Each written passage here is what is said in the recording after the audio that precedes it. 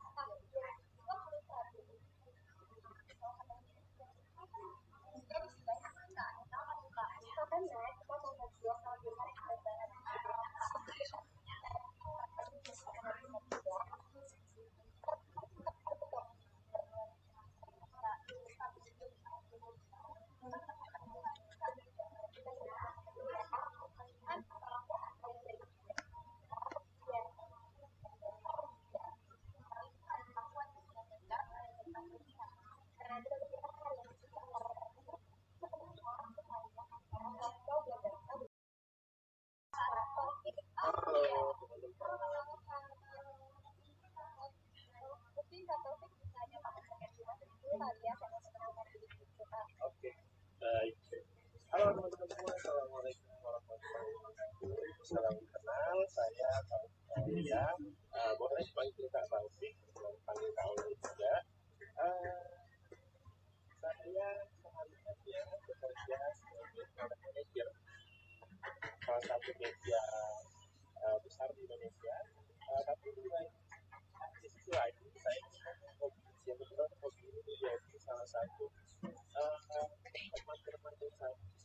teman bermain saya dan sarana eksplorasi gitu ya, atau aktualisasi diri saya terhadap saya menulis. Nah, ini hobi menurut saya ini sudah bertahun-tahun saya bahkan jauh hobi saya sekarang di sini. Jadi setelah teman-teman penasaran, saya di akun @aulia dan juga tulis menjadi berarti. Jadi saya sama teman-teman juga bikin kayak komunitas gitu ya, yang dengan berkala mental dan satu kelompok namanya menjadi berarti. Jadi kita berharap buku kedua akan kita bukan sekarang lagi jalan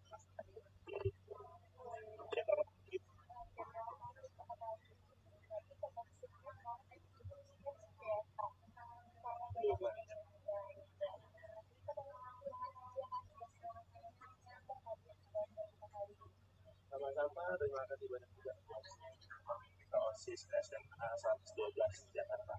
Iya. Nah, buat yang senang di rumah,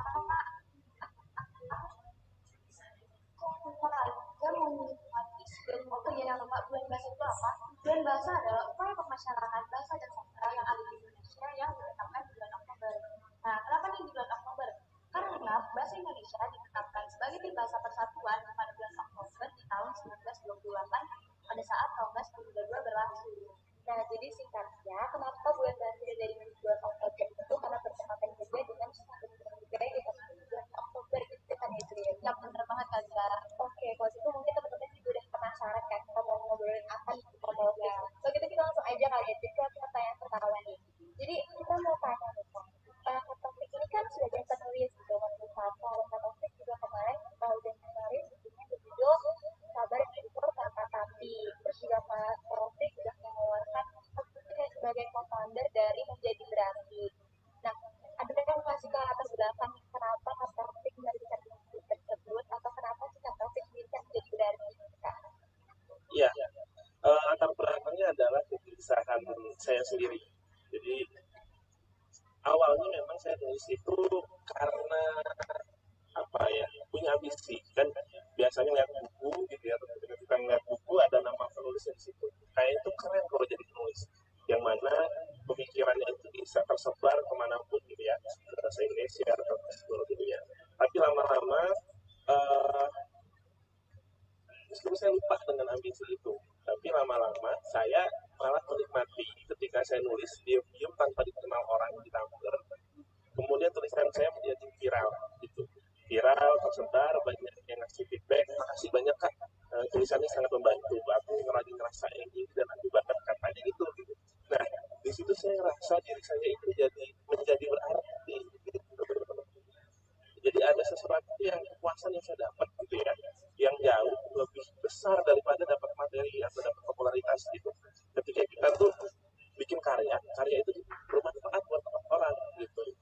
Nah ketagihan terus, akhirnya tulisan-tulisan saya itu numpuk banyak gitu di Tumblr, sampai kemudian tulisan saya ditemukan oleh salah satu penerbit itu, penerbit dari grupnya media kita atau agromedia gitu ya.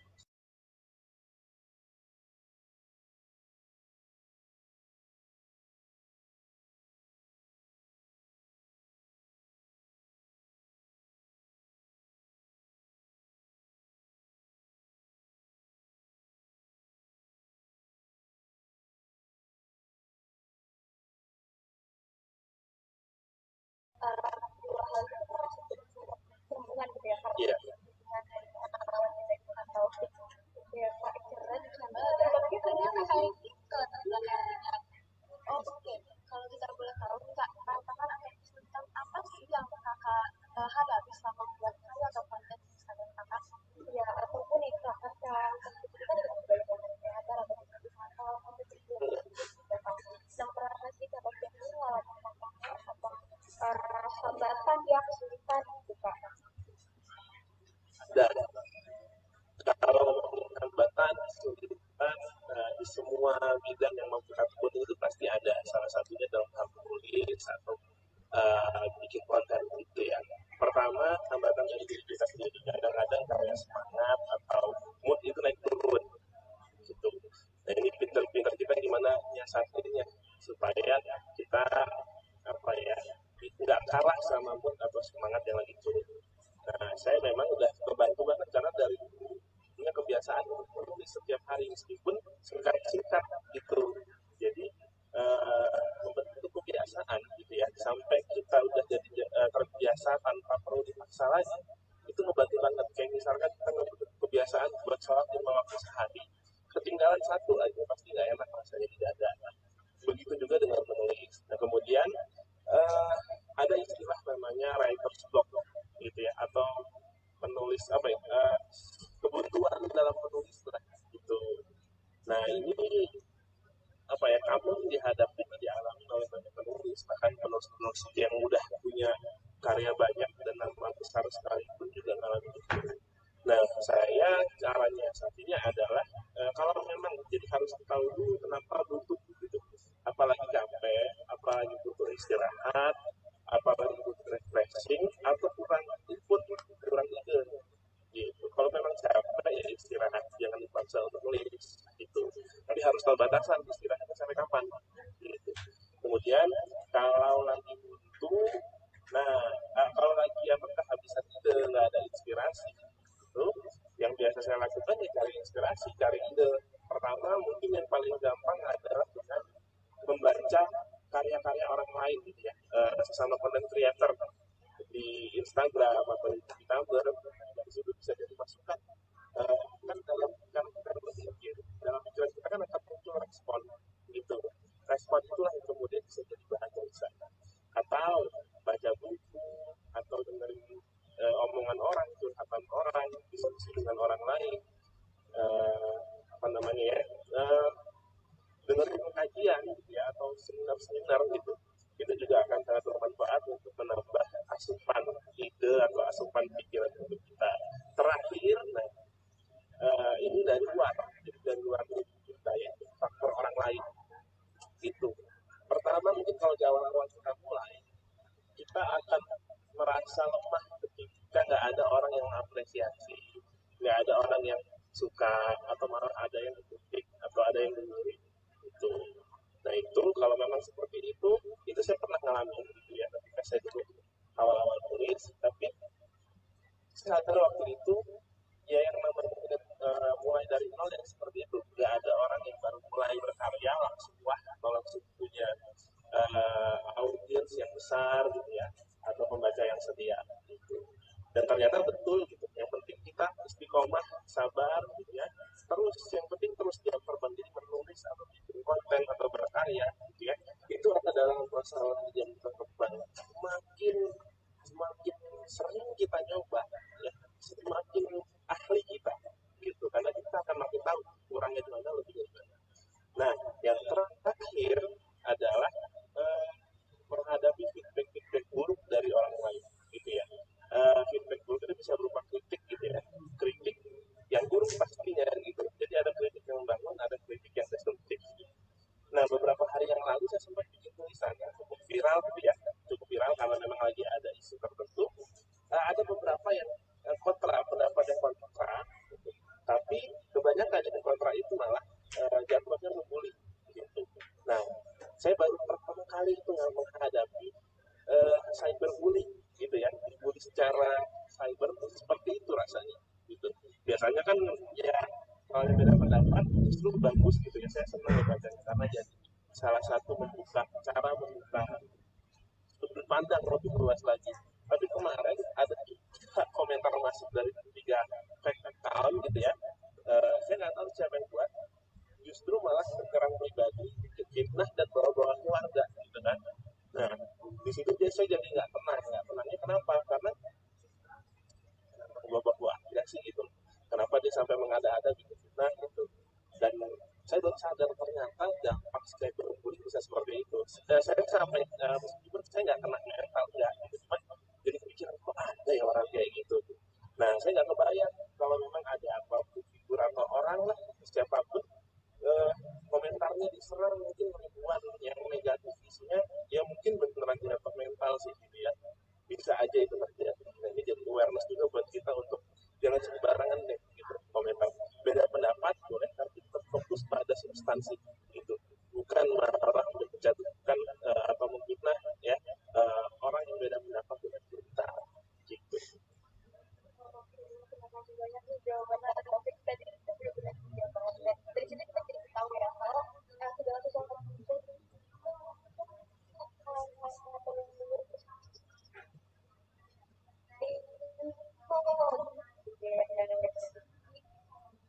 itu pasti ada tantangannya, tapi kuncinya harus tetap sabar dan konsisten. Dengan jadi rasa malas, tapi tetap harus sabar dan konsisten dihindarikan. Apalagi kalau misalkan ada orang yang berbeda pendapat dengan kita, bukan berarti kita harus mengikuti dia gitu.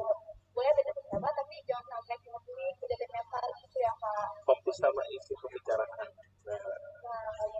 Jadi nggak boleh asal nilai sendiri gitu ya Kak, harus dilihat dari berbagai sudut pandang. Iya betul. Oke, kita ada pertanyaan lagi ya. Pertanyaannya, gimana sih Kak caranya menerapkan bahasa dan sastra ke dalam suatu karya? Ya mungkin teman-teman di rumah ada yang punya bakat dalam bahasa dan sastra nih Kak, dan pengen buang dalam karya, tapi mereka bingung mulai dari mana gitu. Nah mungkin Kak Taufik ada tips ya kayak gitu. Ya, oke. Kalau ngomongin bahasa, berkarya dalam bahasa, nah ini masuk dalam salah satu saya nanti mungkin bisa dibagikan ke teman-teman. Ngomong berkarya dalam bahasa itu banyak banget gitu outputnya, bukan hanya larinya ke sastra gitu. Tapi kalau ngomong sastra mungkin akan lebih terbatas lagi output. Kalau sastra kan mungkin bisa ke novel, puisi, cerpen, prosa, memoir gitu ya, atau mungkin naskah yang bisa digunakan untuk film, teater, atau skenario, lagu bahkan lirik lagu juga masuk ke situ. Gitu. Tapi kalau berkarya dalam bahasa banyak gitu, pembicara publik gitu, atau mungkin jadi MC itu jadi pembicara di satu forum, bahkan jadi guru gitu ya, itu buat saya juga merupakan salah satu bentuk kita berkarya dalam bahasa gitu ya, karena pekerjaan yang kita lakukan itu butuh bahasa gimana caranya menyampaikan pesan dengan cara paling ampuh, paling efektif, dengan bahasa paling bagus yang bisa diterima dan dimengerti oleh audiens kita gitu. Nah, kalau fokus ke sastra gitu ya, tetap itu juga perlu bahasa. Nah, itu kita perlu menentukan dulu sih. Perlu menentukan kita mau ekspor yang mana gitu. Jadi nggak bisa semuanya kita kerjakan. Itu yang perlu kita pahami. Karena kalau kita berpikir saya mau semuanya, itu nggak akan jadi gitu. Nggak akan jadi. Kenapa? Karena kita begitu mau mulai itu langsung dihadapkan pada kebingungan. Saya mulai dari mana nih gitu. Jadi jangan berpikir dulu saya mau garap semua aja kan. Tapi pelajari dulu satu-satu. Itu kan ada banyak. Ada novel, ada puisi. Coba dulu ada novel, puisi atau cerpen gitu ya. Nah coba cari referensi. Novel baca dulu mungkin beberapa. Puisi baca dulu beberapa puisi. Cerpen gitu ya, baca dulu beberapa kumpulan cerpen.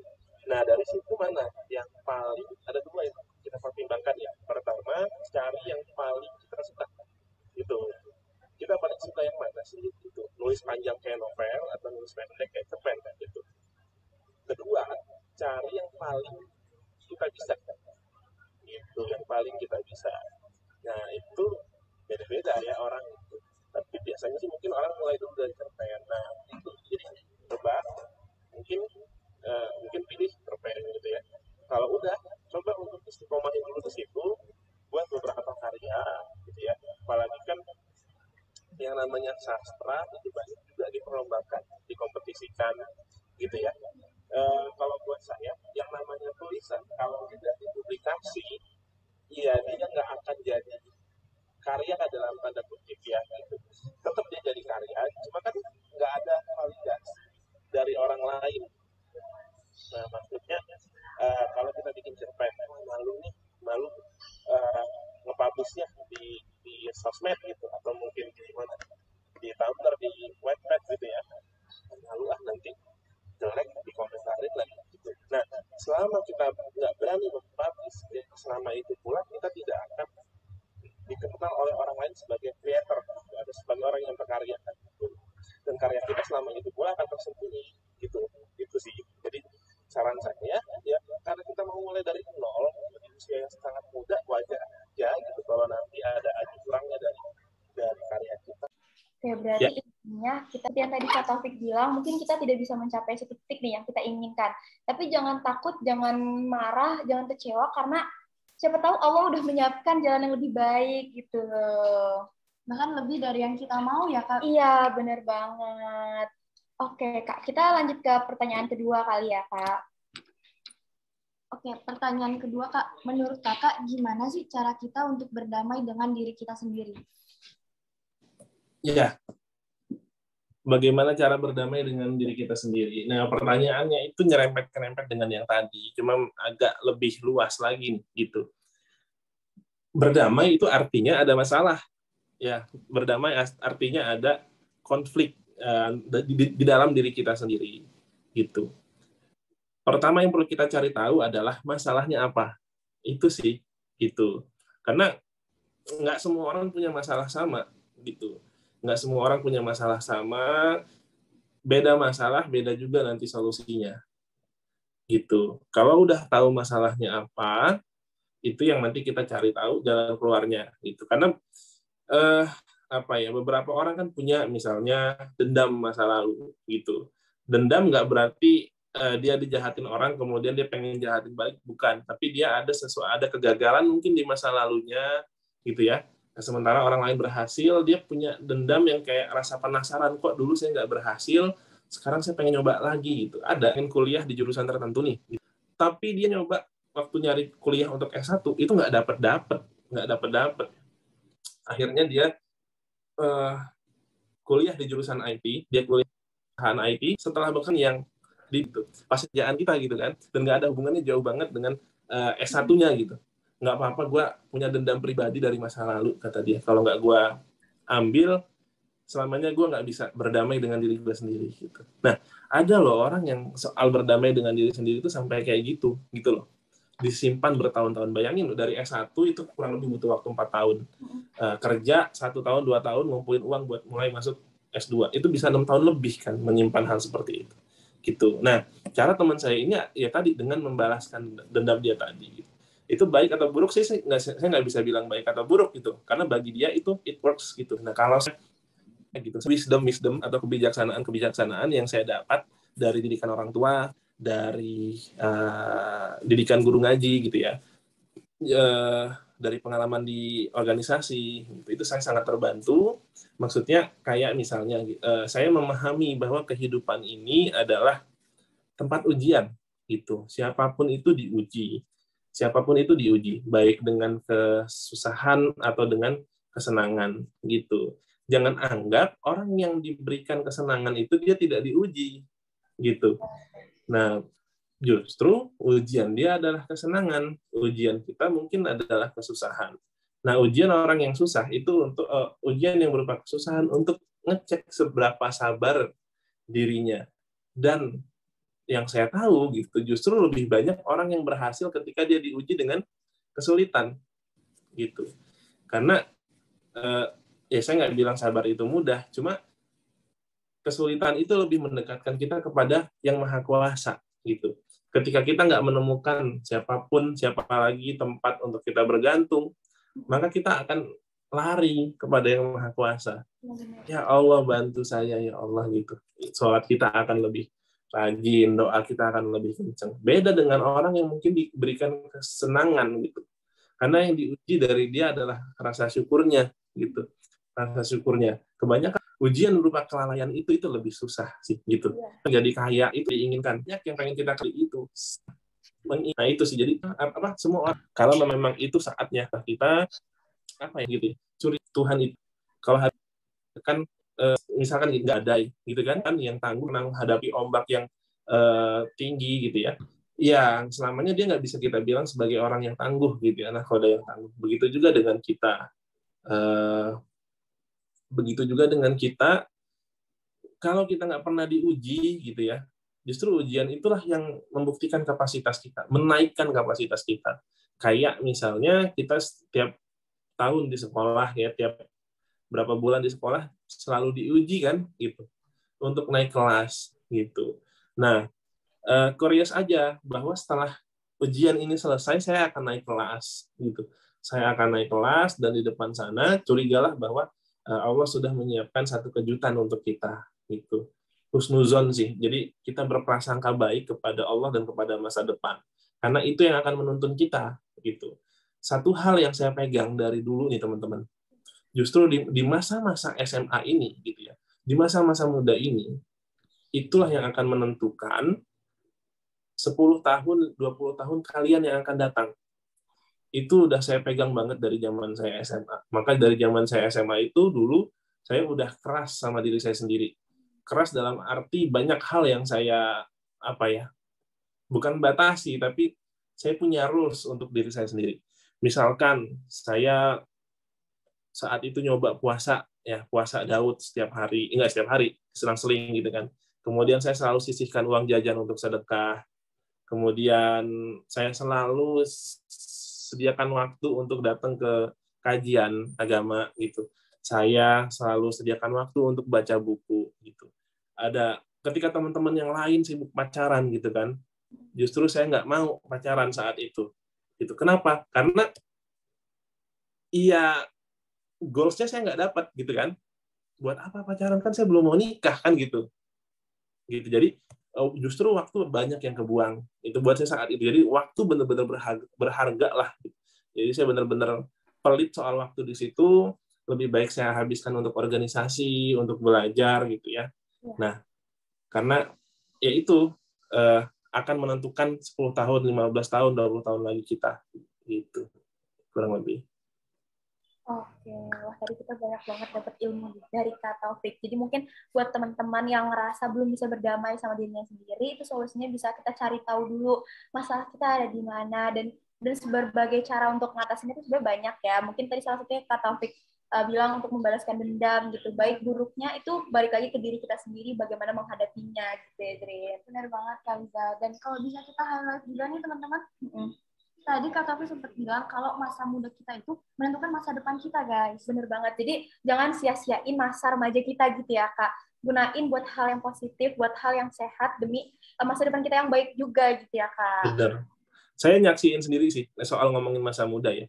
Jadi saya nggak ngomongin diri sendiri, tapi ngomongin banyak orang seangkatan saya waktu itu gitu. Iya, yang terkenal bandel, yang terkenal apa gitu ya. Yang dulu kerjaannya seringnya pacaran, banyaknya gini. Yang saya soroti sekarang ya, yang jadi apa sih istilahnya tuh? Pokoknya cowok-cowok paling gaul, cewek-cewek paling gaul, paling cantik saat itu gitu, yang jadi primadonanya di sekolah itu gitu. Sekolah gitu ya, Kak. Ya, gitu. Tapi saat itu sih gitu ya, mereka nggak menyiapkan diri mereka untuk, maksudnya akademiknya nggak ngurusin. Mereka, teman-teman saya saat itu bener-bener apa sih istilahnya? Iya, dia secara fisik, secara pergaulan dia jadi primadonanya lah. Tapi nggak ada prestasi di akademik atau prestasi di luar itu gitu. Nah, jatuhnya terbukti gitu loh, terbukti ya apa ya?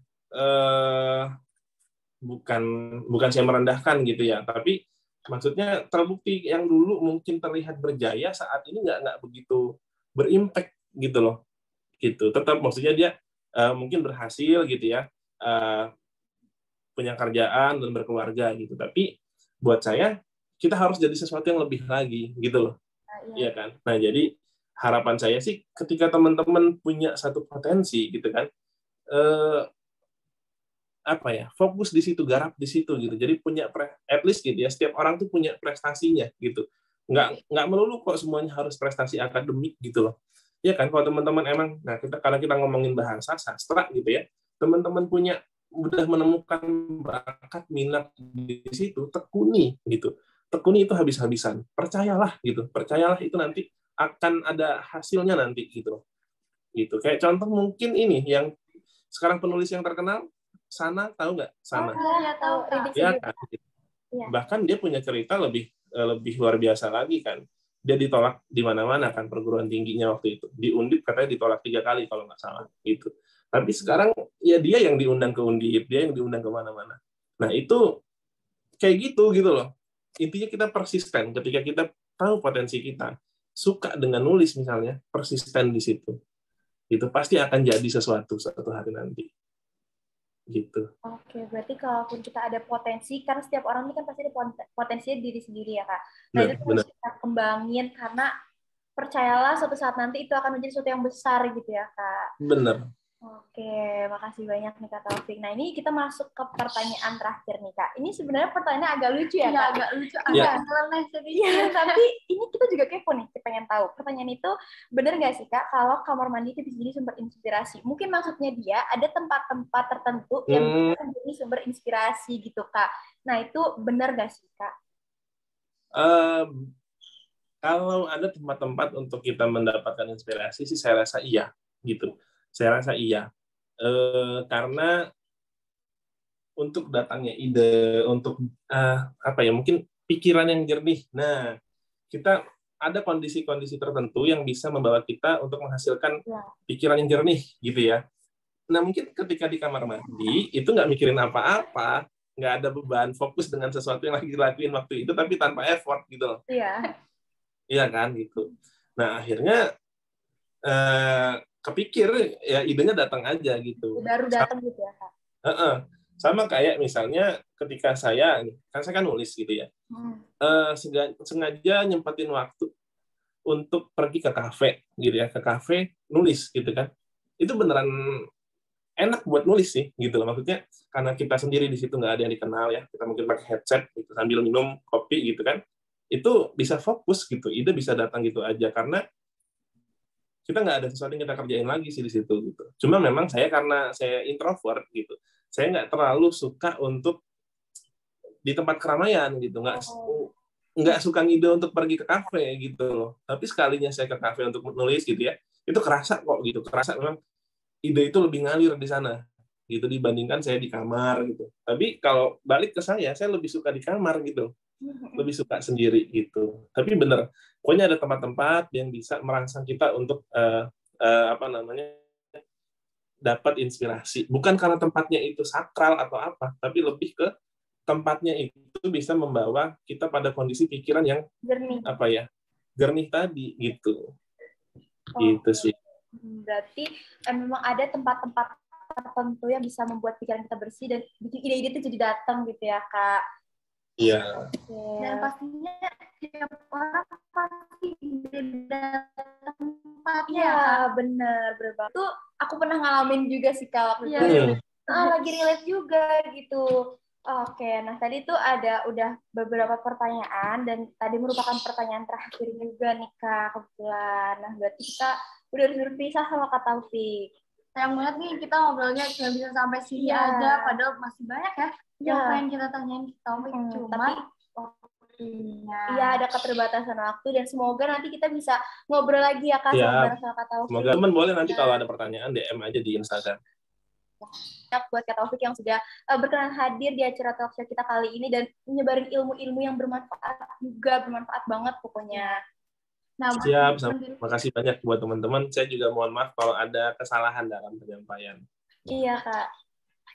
Buat teman-teman di rumah juga makasih banget udah nonton talkshow-nya sampai habis. Semoga pembahasan yang tadi kita bicarain bermanfaat buat kalian semua.